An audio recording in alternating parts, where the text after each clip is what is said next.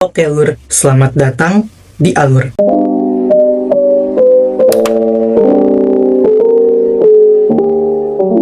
Di video kali ini, aku akan membagikan pengalaman baca sebuah novel terjemahan yang aku beli di toko buku lama atau loakan gitu, yang berjudul Mesayah Konspirasi karya Raymond Houri yang diterbitkan oleh Dastan Book.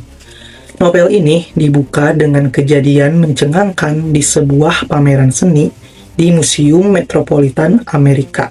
4 penunggang kuda tiba-tiba mengacaukan pameran tersebut. Mereka memakai baju jirah layaknya prajurit pada masa Perang Salib. Salah satu dari mereka berhasil mencuri sebuah benda kuno yang berharga dari pameran tersebut. Sam Riley yang merupakan seorang agen FBI turun tangan untuk menyelidiki kasus ini. Dan kasus ini membawanya kepada seorang saksi mata yang ternyata seorang arkeolog juga. Dia bernama Tess. Selain itu, satu persatu dari penunggang kuda misterius itu ditemukan meninggal dunia. Yang menurut aku, mereka meninggal dengan cara yang amat sangat di luar ekspektasi sebelum mereka dimintai keterangan. Karena hal ini, orang-orang yang terlibat untuk memecahkan kasus ini menyimpulkan jika orang yang bertanggung jawab dari kasus ini atau dari kejadian ini berusaha untuk menghilangkan jejak. Kasus pencurian sekaligus kasus penghilangan nyawa ini semakin melebar dan bersinggungan dengan rahasia masa lalu dari para kesatria Templar. Bahkan kasus ini untuk dipecahkan tidak hanya melibatkan FBI, juga melibatkan pihak gereja. So, bagaimana kisah lengkapnya? Kalian bisa menemukan jawabannya di novel ini. Alur yang merancang novel ini dari awal sampai akhir digambarkan dengan sangat detail dengan narasi yang padat.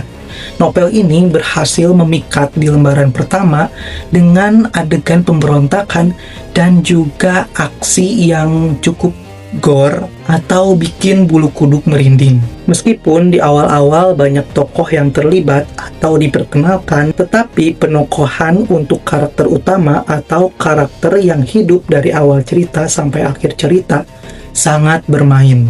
Emosinya tersampaikan, apalagi ketika adegan-adegan yang menegangkan seperti adegan di gunung, di tebing, di dalam dekapan badai.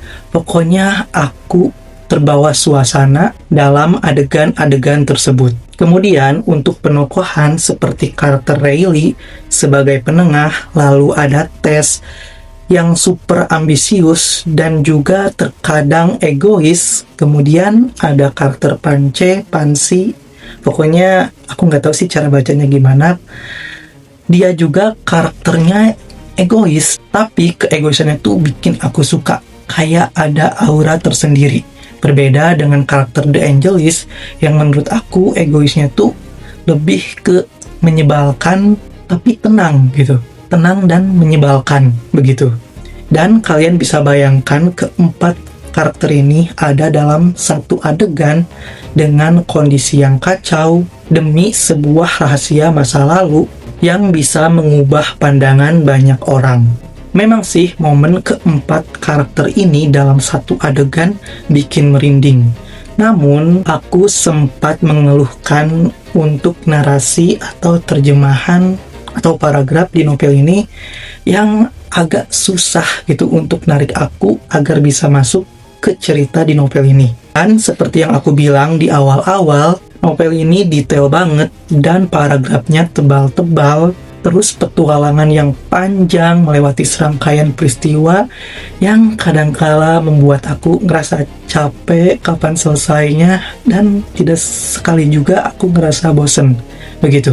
Tapi di sisi lain aku juga bersyukur berhasil menuntaskan novel ini, yang mana notabene novel ini udah sangat lama ada di rak buku.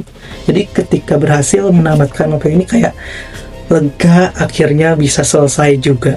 Kemudian untuk endingnya sendiri, menurut aku ending di novel ini cukup epic, sangat menegangkan. Hanya aku tetap kurang puas dengan ending di buku ini.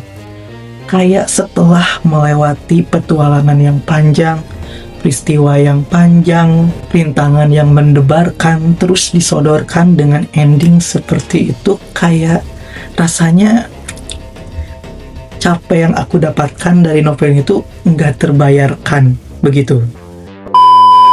So, buat teman-teman yang sudah membaca novel ini, boleh banget untuk membagikan pengalaman baca kalian atau membagikan sudut pandang kalian mengenai novel ini di kolom komentar. Mungkin sekian untuk video kali ini. Mohon maaf bila ada salah-salah kata. Jangan lupa untuk like, komen, dan subscribe supaya kita bisa berjumpa lagi di video-video selanjutnya. Bye-bye!